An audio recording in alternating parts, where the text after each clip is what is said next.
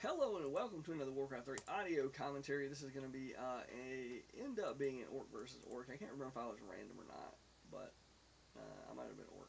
But anyways, in this game, I'm going to do a tavern hero opening with one of my more interesting troll strategies, which is massing grunts with pillage and just going just about all in on that idea. Now, obviously, I'm probably going to have to adjust at some point in a lot of circumstances.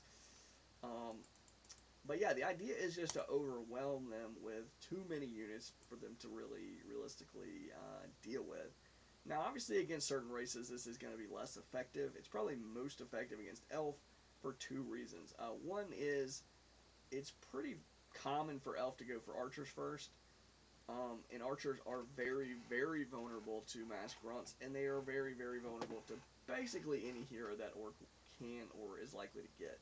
Now, I'm actually going, since I'm going for a tavern hero, which is very unusual for orc, as the first hero, or even in general probably, um, I'm actually going to be going for the Beastmaster, which is another sort of head scratcher. You really don't frequently see the Beastmaster as a solo first hero for any race anymore, but certainly not with orc. But the idea is the Beastmaster has a lot of hit points. He does decent damage, and I'm gonna summon the bear first as the first skill. And the bear costs 125 mana, and if you cast it immediately after hiring the Beastmaster, generally by the time you get to their base, you will be close to being able to summon a second bear. So as you're gonna see, hopefully here pretty soon, I'm going to summon up the second bear and get this kicked off. So now I've got two bears, which are very similar in stats to a grunt. Now he's got two wolves, but again, look, 250 hit points, 11 to 12 damage. Obviously, they only cost 75 mana, and he gets two wolves. So mana-wise, they're very efficient. Damage-wise, they're pretty solid. But as I say, they do have a low hit point value, so much lower than grunts, much lower than the Farseer. And the Farseer is sort of the next on the list in terms of hit points. The Farseer only has 475 hit points at level 1. Now this Farseer did pick up a Ring of Protection plus 3, which is going to stack basically double his base armor value. Sorry, did I say hit points? It's going to jump the armor by 3. So yeah, I'm going to cancel a burrow. I've destroyed his shop, so I'm really putting some serious pressure on this guy. If he wants to look, his lumber is just completely wrecked. He's been having to put peons in the burrows. He's been trying to repair. If he wants to get that shop back, it's going to be another 30 mana, 130 gold. I had pillage most of the time I was hitting buildings, I think, so I did get some pillage damage back for losing that grunt. He's gonna, if he wants to repair this burrow, which he seems to, he's gonna, he's gonna wrap up one of his peons, sort of harvest time. If he rebuilds the shop, that's gonna be, another however many seconds to do that. So he should be pretty vulnerable in terms of his lumber. And then he's probably gonna want to get a second hero. He's probably gonna want to get some tier 2 production buildings, and it looks like it could be a bit of an issue getting all that stuff, but we'll see how it goes. So I pull back. I'm going to use healing salves, clarity potions. I thought about just creeping this straight away without healing, and then I was like, well, probably to be on the safe side, I should just go heal first, pick up some extra, an extra slot of healing salves, so I can immediately heal afterwards as well, and then just go straight to the enemy base while I'm expanding. This is a wrinkle in this strategy. Typically, I do this in 4s, and I don't do it with a Beastmaster in 4s. I generally do it with a Tauren Chieftain. Which is not to say that the Tauren Chieftain could not have been better in this circumstance. It would have just been different. But at any rate, though, generally I just try to keep the pressure up. There's 4 separate players in 4s on the other team generally. So lots of targets. A lot of times people will aggressively creep. They'll try to aggressively expand or something like that. And I'm going to try to sneak in here and get some burrow damage. Again, remember, I have pillage.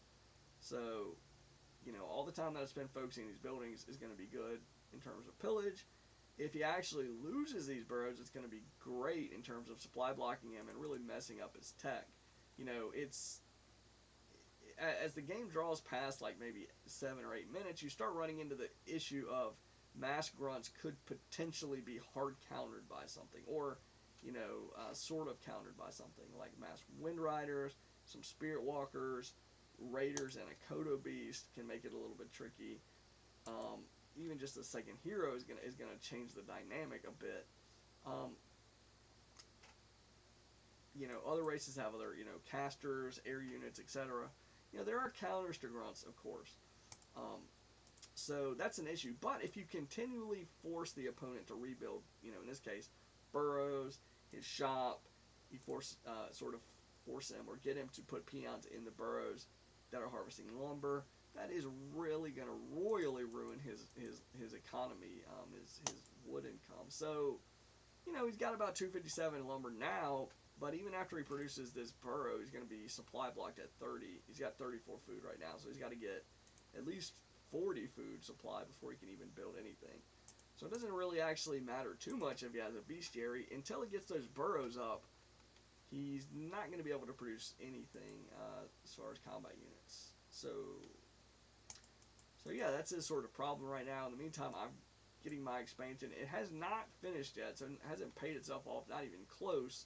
So this is a risky time. He's starting to, he hasn't really fully stabilized or defended himself. He's just sort of pushing along and surviving in the game. But as long as I'm keeping him from this expansion, and then it finally goes up and I can get into this sort of attrition mode, it's going to be tough for him to deal with this. And I catch him off guard. He's nowhere near his base.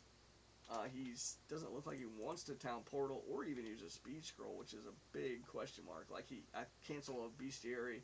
I'm gonna knock his shop out once again.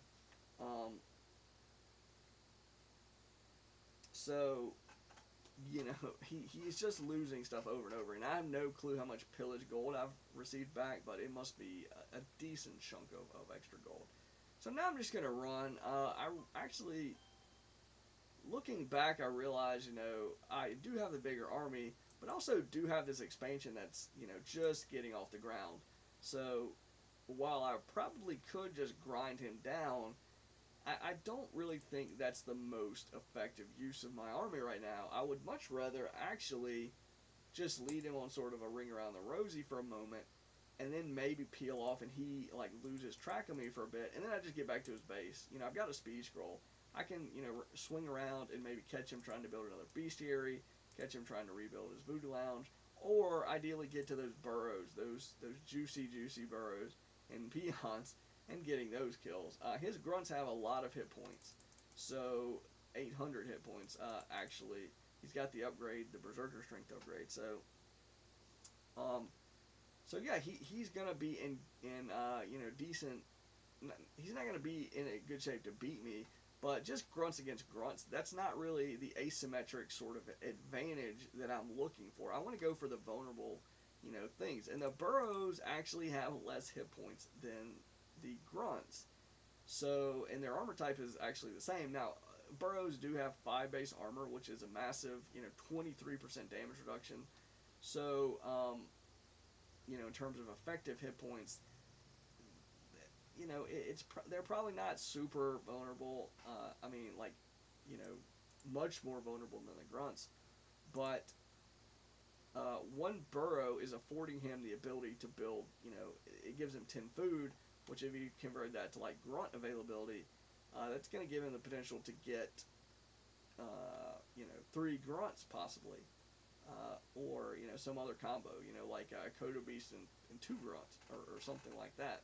So as long as I can continue to kill burrows, and the other part of this sort of analysis or calculation is that I have pillage, so I'm actually getting gold as I destroy the burrows. I'm not getting gold as I kill his grunts, and if I kill 1 grunt versus 1 burrow, you might say, well, it's 160 gold versus 200, but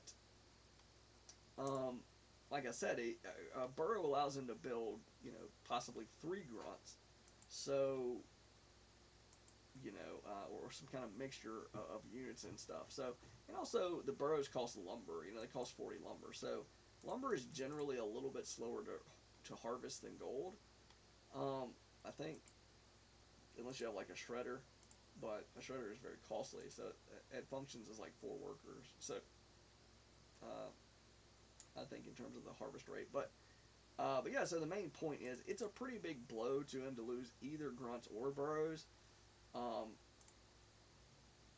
but I thought burrows would be a slightly more a slightly bigger blow, uh, mainly or at least partially because I have pillage as well.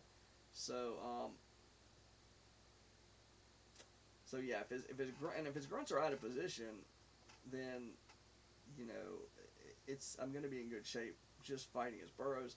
Obviously, if he's on open ground, you know I could fight his grunts just as easily. But I just sort of feel like just going for those burrow kills and keeping him sort of you know what I would say off balance. And then I see this bestiary and I'm like, okay, I'm going to go for this bestiary. And he's starting to make wind riders, which is a problem. So I did pick up the Troll Berserker and the Troll Priest, and I'm going to switch completely to Headhunters now, or mostly, because I'm still tier 1. You know, I should have gone to tier 3, honestly. I've had plenty of, I've probably got a ton of resources, and not a ton. I'm reasonably macroing with, you know, 4 barracks now. So yeah, but the issue with the Wind Riders is I have to have some kind of anti-air, or else even if I have a massive grunt advantage, it doesn't matter because I can't leverage it into actually, you know, killing those Wind Riders. Now the fact that I went for, I think I went for, oh I know I went for the bear as the primary skill, and I'm only level 3, so I don't have level 2 um, Hawk, but now I do, so I'm going to go ahead and pop that Hawk out. Now, Quill Beast would probably strictly be better against the Wind Riders, but again, they're all dead now. Plus, I had the Berserkers or Headhunters.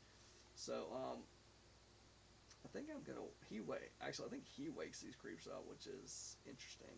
He starts to run. He's got about 3 footmen left. He finally does have enough food to build units, but again, he's trying to work off of like 1 bestiary and 1 barracks.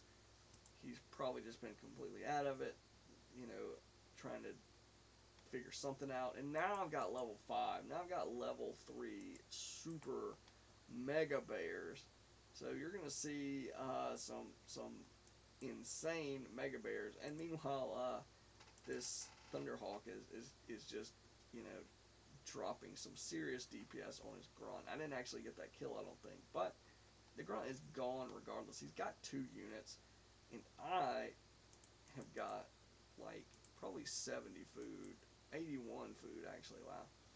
Um, so yeah, tons of units. And look at this giant bear, spirit bear. Boom. 38 damage. It has blink. It has bash. 1,200 hit points. He has no dispel.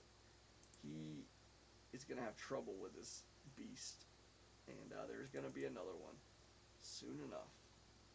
So blink is pretty fun to like play with. You can blink into some interesting spots, maybe get some surrounds. I'm trying to like get him locked in, his units locked into this like little you know, opening in his base. Um, but yeah, he's got some burrows hitting. You know, this is about his only hope to fend this off, is fight near all these burrows and just hope, and near his production buildings, and just hope. But it doesn't. It's not happening. Like I'm way too strong. Boom! Double bear blinked. Get the surround against his burrows. He tries to town portal. It's like come on, man. Does it matter? I think I'm gonna blink over here and get back to work on his heroes. And yeah, now his burrows are starting to fall. Double bear hug. Boom! Who loves bears? Bear Friday, baby. But yeah, I thought that game was pretty funny. The fact that you don't frequently see those high level 3 spear bears. It's like comparing it to some of those like level 3 Quill Beast or level 3 Thunderhawk. Is it significantly better? It depends on the circumstance. It does normal damage and bash, and has blink and a ton of hit points. So, assuming if they do not have any dispel, if it's more of like a pitched battle or something, but you can blink around. So generally positioning is not a huge problem for the 1200 hit point, um, sort of super bear. But yeah, it is, generally a pretty solid, even if it's just soaking up tons of damage. Um, but if it's not soaking up the tons of damage, then it's gonna want to get the damage in with those, bash attacks and everything else. So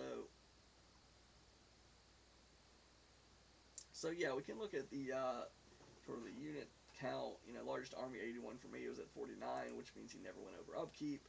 I got hit with a 2,000 gold penalty, but I had about 4,000, maybe 3,600 more gold mine than him, so I was in fair shape. Um, I don't know if pillage is counted into that. I suspect it is not. So pillage probably gave me quite a bit more gold. Um, Unit kills, I had a lot more. Buildings raised, 10 buildings. So bam, that's potentially a decent chunk of gold from pillage. And again, it's like it's not just you get the kill, but they have to rebuild or whatever. Now, the one good thing if you are going to kill units and heroes as opposed to buildings is you're generally going to have a little bit easier time getting experience, because most buildings, I should say, don't really give experience. So even when you destroy them, so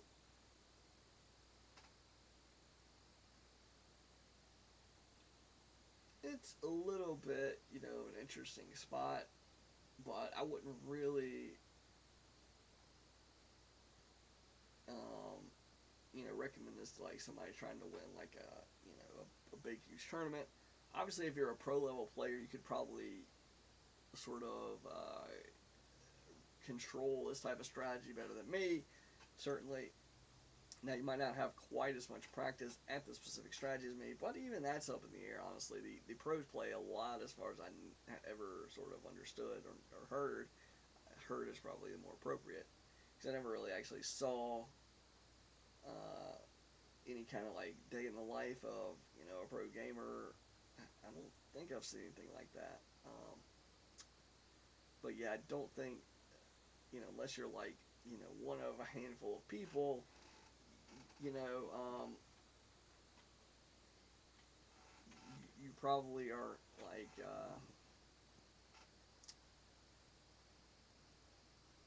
probably are just a little bit sort of more casual, but still, I see Grubby stream and he says he's sort of quote unquote out of the he's doesn't seem to be into the competitive like total try hard mode, going to tourneys and all this stuff. I wouldn't be shocked if he shows up at some events that are maybe more casual or whatever. He's still got the skills as far as I can tell. I mean, obviously it's relative to pretty much any pro. If I see them play, they're gonna look like they've got some serious skills, and then like differentiating between what is there a massive gap between semi-retired Grubby and whoever. I don't really. I mean, I'm sure if he was like in sort of super training mode or whatever, and he was like dissecting every map and matchup and everything, and looking as an opponent, what races are they likely to play? What can I how can I counter them ahead of time, and doing sort of all this stuff. Um, I don't know, but he's still got the micro and the macro as far as Grubby. Seemingly, um, that he could pilot some of these strategies, like even the ones I do. He could probably pilot them pretty well, just because he micros and has a good game sense. Now, is he likely to point out, well, this is not ideal for XYZ? Sure, it might be hard for him to like step out and in any kind of serious game, in sort of easy games, he does take like maybe not for easy games specifically, but he does take requests a lot, and and he'll do some goofy strategies. But that's usually just like a one-up game. He'll like do your request, and then he'll go on and do another request or do whatever he wants, and that's it. So sometimes I would like to see just say, hey, what I would like to see you just do this strategy that seems unusual. Just do it in 100 games or something and see how it goes or whatever. But again, that's silly. It's 100 games is a lot of games. I don't think I've ever done any single strategy. Probably, wow. This is a question I've not really considered much. I would probably be shocked if I did any strategy more than 10 times in a row. Um, that's probably like somewhere on the limit.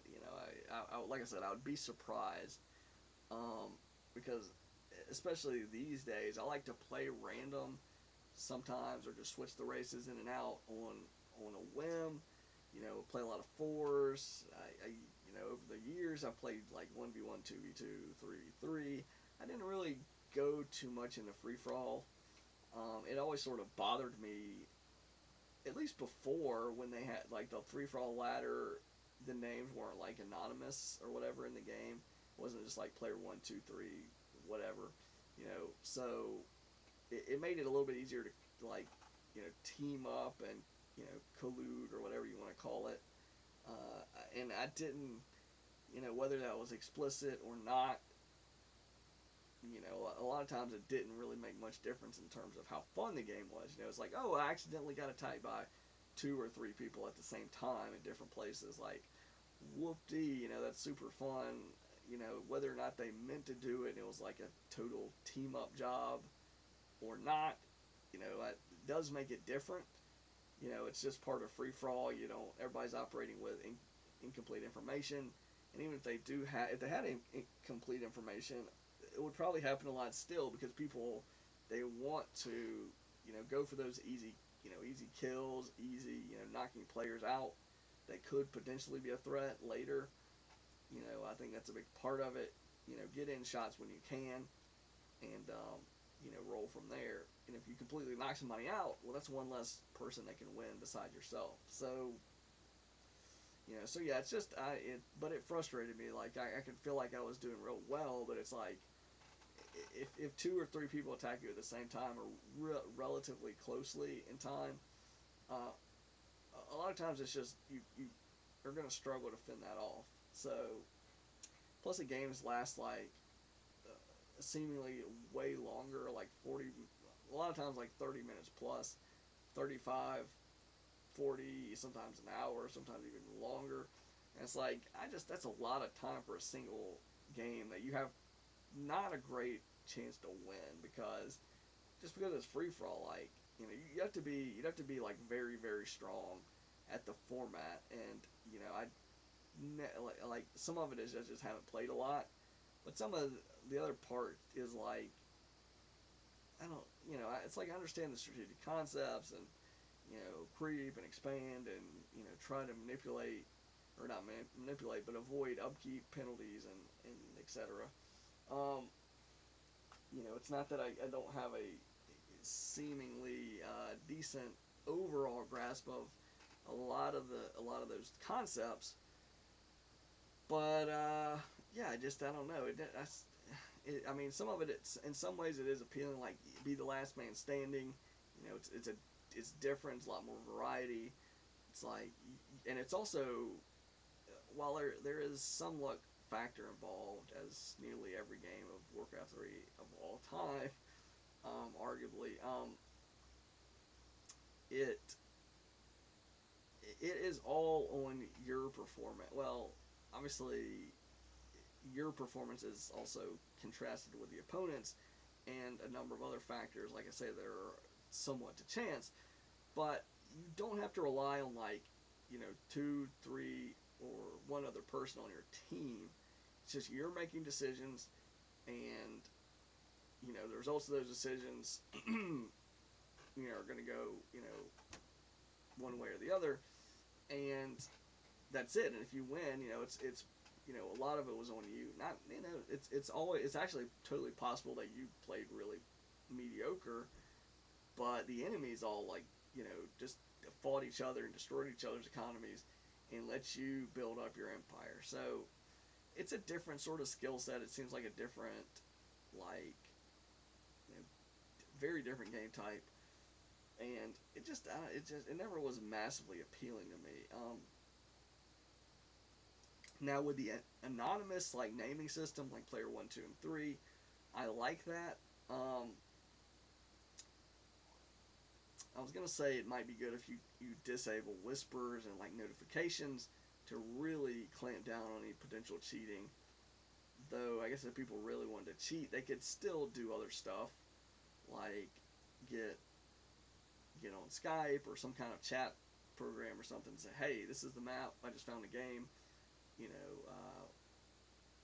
so we're in the same game or something like that." People could cheat, and I don't, or I say cheat. People could team up. I don't know how prevalent it is. Like I say, I haven't really played much free for all, but yeah. Anyways, back to like the sort of original point though. It's like I don't.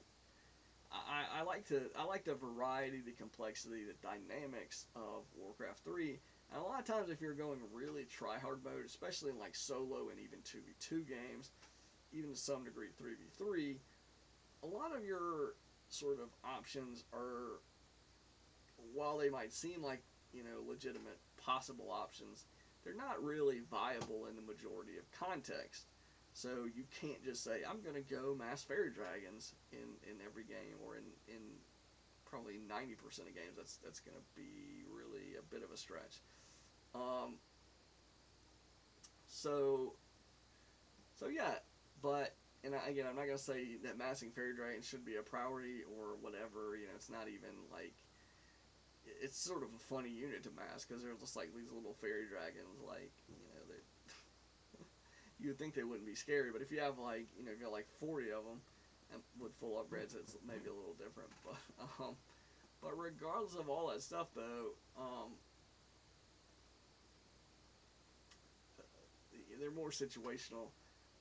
And the same with heroes. Like even before it was worse because a lot of heroes got buffed recently, especially the whole movement speed thing. Like that's a pretty big deal. Now, it doesn't all of a sudden make every hero viable, as in most circumstances, but as a first hero or whatever. But it's a step in what I would argue was the right direction. There's still a few tweaks I would make, like the Death Knight's ultimate, the Naga's ultimate, Mana Shield. They did buff Mana Shield a bit, but I still don't think it still doesn't really seem to me appealing. I'd rather have Fork Lightning damage and Frost Arrow than try to mess around with Mana Shield. If you're tanking with the Naga, it's probably not great, and mana generally is more expensive, on a point for point basis than hit points. So why would you want to give up your mana for hit points? They're more harder to come by in some circumstances. I guess you say, well, I've got Brilliance Aura and statues and maybe Mana Siphon from your ally or something. All right, fine. You could get your mana going, and it's Brilliance Aura gives you so much mana a second, and then you've got like a Holy Aura that heals you for so many hit points a second or whatever. Um, but yeah, at the end of the day, variety is fun, and if you're really, a lot of times if you're really trying to drill down to that, like get that optimal play style, a lot of times it's fairly restricted in what you can do, race to race, map to map, game type to game type. It's like, I'm not going to suggest the game's been perfectly explored or that I play anywhere in the realm of like close to flawless or whatever. Um, Certainly not trying to make that claim, but you are pretty much restricted from doing certain things that are just silly. And again, whether or not you should be able to mass demolishers or mass tech all the way to tier 3 and just straight mass knights or some really bizarro strategy, you know um, it's not really my place to say. But the complexity is, to me, is interesting. It's fun. You're not just like grinding two fiend armies, who micros better or who macroed better or something like that. Who got the better item. Oh, he got a heal ward item, and and I didn't, so I'm pretty much boned, so to speak. So yeah, that seems less appealing to me than saying, oh, I predicted he was going to go for this sort of unit mixture and go take this creep camp at this time and sort of more, intelligent, strategic, moves and decisions rather than like I'm gonna just, you know, grind this, one, two, or three, strategies for different, you know, races and maps and spawns and etc. But I'm basically gonna mass, more or less a very like mass fiends. I'm just gonna have fiends every game, Death Knight Lich, and just execute that to, it's, you know, as close to perfect with that strategy as you can get. There's some merit or some, I gotta give props to people that do it. The few people like, the guy Philbot way in the past, he would just do that like Death Knight, Lich, Naga in every single game, Fiends, except I think he started to go with Crypt Lord first versus Orc sometimes. But other than that, like he really just like explored that strategy and tried to master it, which is cool, And again, I wouldn't say I'm at that level at any strategy. I don't play enough. Certainly don't play enough solo, and I don't just grind one race or one strategy. I just don't do it. Like now I've played a decent amount of games with some oddball strategies, which is kind of funny. I've played a decent amount of games, through all my Warcraft playing, doing standard strategies. That's for sure. Or close to it. I don't always like do the perfect XYZ build and blah blah blah. But more or less Death Knight Fiends is with Lich and whatever is a pretty one I've run quite a lot. So I have a decent grasp there. But again, they do keep changing heroes and they tweak heroes and units and items and even the maps are getting tweaked sometimes. So it's like it's cool. I like a lot of the changes that they made. I like a few of them. Like I was like, I'm not really a huge fan. I don't think they're gonna totally break everything, break the balance or anything like that. But I was like, well, I don't know really why they felt the need to do that. Like the moving the flying machines, flat cannon upgrade to tier 2. Yeah, maybe you can do that in a vacuum. Like if you just make that buff and that's it. Okay, that's I don't know if that's a pretty big jump going from level tier 3 to 2. It seems like a pretty drastic one.